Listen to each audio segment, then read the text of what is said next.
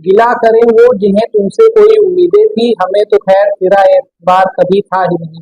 नमस्कार, आप देखना शुरू कर चुके हैं दैनिक दुनिया समाचार। हमारे साथ आज चर्चा में मौजूद हैं वरिष्ठ पत्रकार डॉक्टर ओपी मिश्रा सर। नमस्कार, आपका बहुत स्वागत है। और आपसे हम आज चर्चा करेंगे कि ये नीट का जो पेपर लगातार बार बार पेपर लीक हो जाता है, एनटीए की संस्था आखिर ऐसा क्या काम कर देती है कि पेपर लीक हो जाता है, और लाखों छात्रों के भविष्य से लगातार कब तक इस तरह की संस्थाएं खिलवाड़ करती रहेंगी। करीब 25 लाख छात्र इस जो परीक्षा में शामिल हुए थे, मेडिकल एग्जामिनेशन की सबसे बड़ी परीक्षाओं में से एक है ये।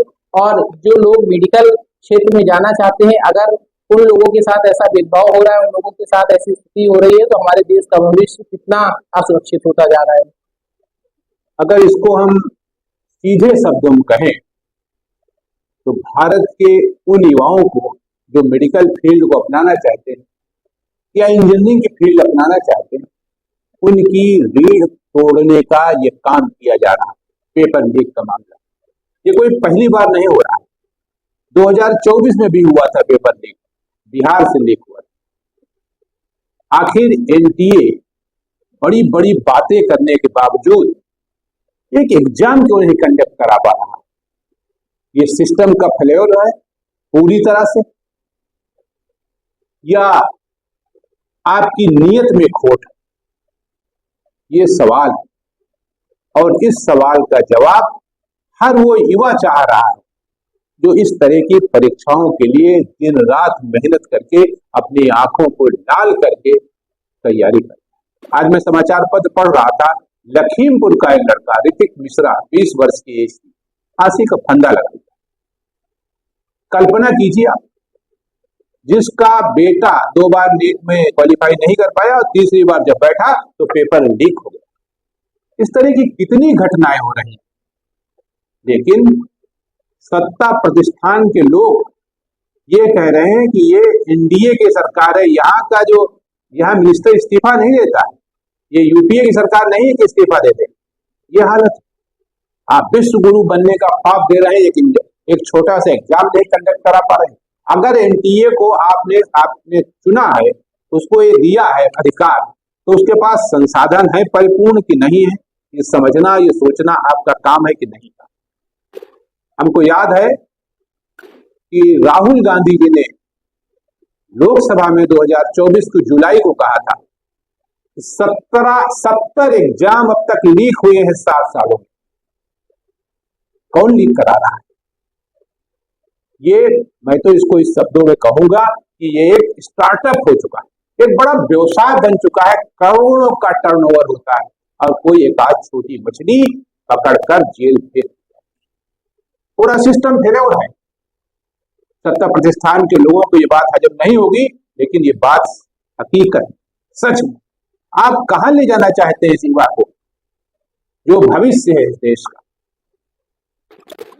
इस पर विचार करना होगा, और अगर विचार नहीं कर पाएंगे आप तो हालत बद से बदतर हो जाए।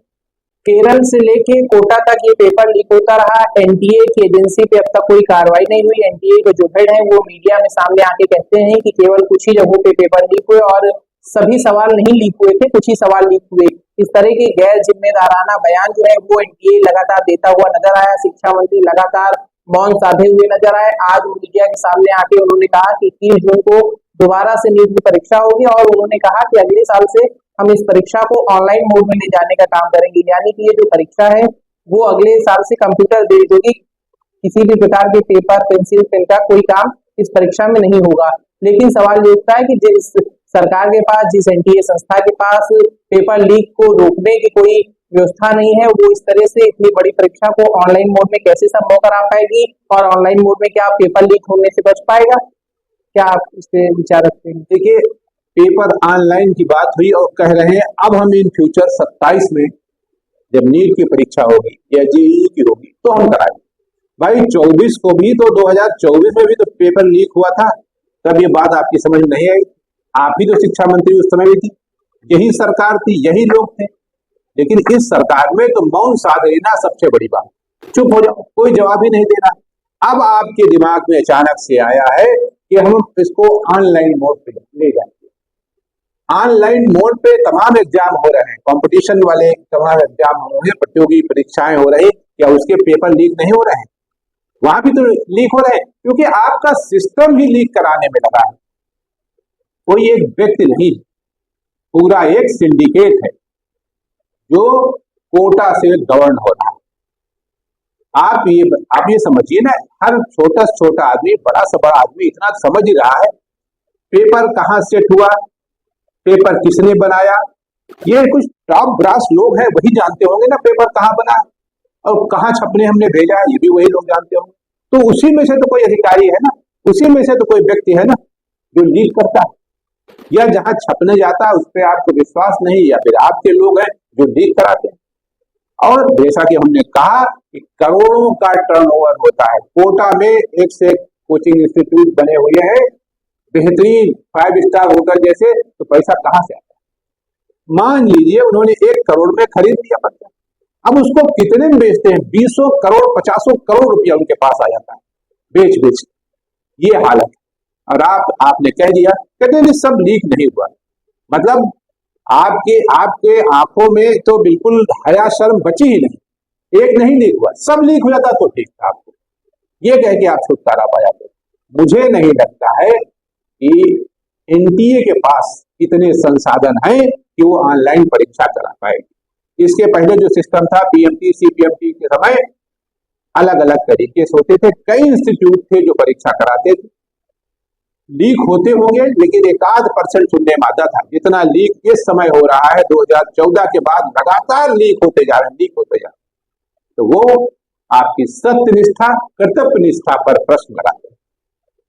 पिछले 1 से 1.5 दशक की अगर बात करें तो लगातार पेपर लीक के मामले आए। कभी पुलिस परीक्षा लीक हो जाती, सिपाही का पेपर लीक हो जाता है, कभी आरओ जैसे महत्वपूर्ण एग्जाम लीक हो जाते हैं, और ऐसा प्रतीत होता है कि ये सब मानो जानबूझ के किया जा रहा है, और लगातार युवा भटकते नजर आते हैं। जब वो पूरे साल मेहनत करते हैं, परीक्षा देते हैं, तब कभी उनकी परीक्षा लीक हो जाती है। जब पेपर नहीं लीक होता है तो कभी कोर्ट से स्टे लग जाता है। इस तरह से लगातार युवाओं के सामने एक बड़ा संकट जो है वो शिक्षा व्यवस्था में आ रहा है, और लगातार सोशल मीडिया पर सरकार और एनटीए की जबरदस्त फजीहत भी हो रही है।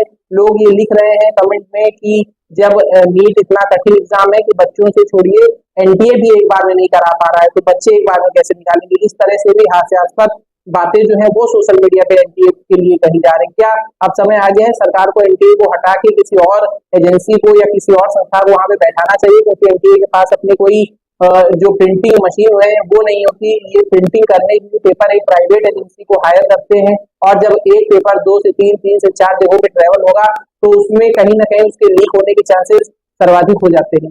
फिर है जिस तरह नोट छपते हैं हमारे, तो शायद कभी फर्जी नोट कहीं छप जाते हो, अदरवाइज ऐसा नहीं हो पाता। तो ये व्यवस्था कैसे हो रही?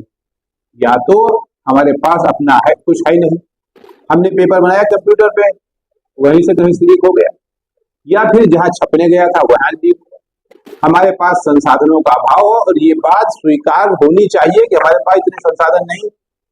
भाई जहां सब कुछ हो उनके जुम्मे करिए ना। आपने एक संस्था बना दी, ओखला नई दिल्ली में इसका बड़ा सा ऑफिस बना दिया, तमाम कर्मचारियों अधिकारियों की नियुक्ति कर दी, लेकिन सारे मिलकर एक एग्जाम नहीं करा पाते। एक छोटी सी घटना है, यहाँ नाम बताना आवश्यक नहीं, मैं वो आपके सामने बताता हूं। उत्तर प्रदेश सरकार में एक उच्च पदस्थ आईएएस अधिकारी से 2 साल पहले की बात है, हमने मुलाकात की। ये बात उस समय की जब 2024 में नीट का परीक्षा का जो पेपर था वो लीक हुआ। हमने पूछा उनसे कि ये सब क्या है, तो उन्होंने कहा कि भाई ये आपका रिकॉर्ड है, हमारे मित्र है इसलिए बताता हूँ।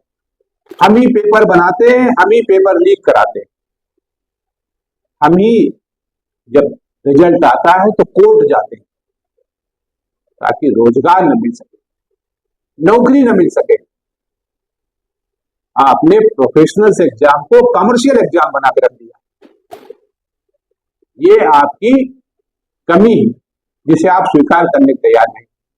आप विश्व गुरु बन रहे हैं और एक एग्जाम नहीं करा पा रहे सही ढंग से।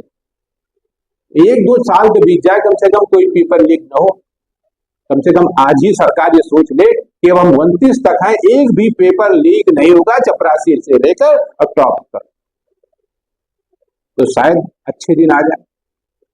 वरना हमारे जैसे तो कोई बात नहीं, नागरिकों के अच्छे दिन कब आएंगे इसका निर्णय फिर वही करेंगे। मुझे नहीं लगता है कि एनटीए इतना बड़ा बोझ उठा पाएगा। इस बोझ का समय आ गया कि बंटवारा होना चाहिए। तमाम ऐसी यूनिवर्सिटीज हैं, उनको ही काम दिया जाना चाहिए अपने अपने लेवल पर, अपने अपने स्तर पर। अभी तमिलनाडु के मुख्यमंत्री का भी एक बयान आया है, कल उन्होंने कहा कि जो इंटरमीडिएट एग्जाम देते हैं उसकी मेरिट के आधार पर चयन होना चाहिए। सुझाव है, अच्छा सुझाव है, गलत नहीं। उसमें आप देखिए इंटरमीडिएट के पर जो पेपर बने वो थोड़ा टाइट करिए और उसमें देखिए जो 90%, 80%, 85% जो भी आप मान रखिए, उसमें जो आता है उसका एडमिशन लीजिए। एक बहुत पहले ये सब हुआ करता था, तब ये कहीं कुछ नहीं था, कोई पेपर लीक नहीं होता, डॉक्टर भी बनते थे, इंजीनियर भी बनते थे। तो उसी पुराने, अगर आपसे नया नहीं बन पा रहा है, आप डिजिटल में कंफर्म नहीं हो पा रहे हैं, कंफर्ट नहीं हो पा रहे हैं, तो फिर पुराने में आ जाइए, अच्छा रहेगा और नौजवानों का कल्याण होगा। आज के लिए इतना ही। देश और दुनिया की तमाम खबरों के लिए आप देखते रहिए दैनिक दुनिया समाचार। धन्यवाद, नमस्कार।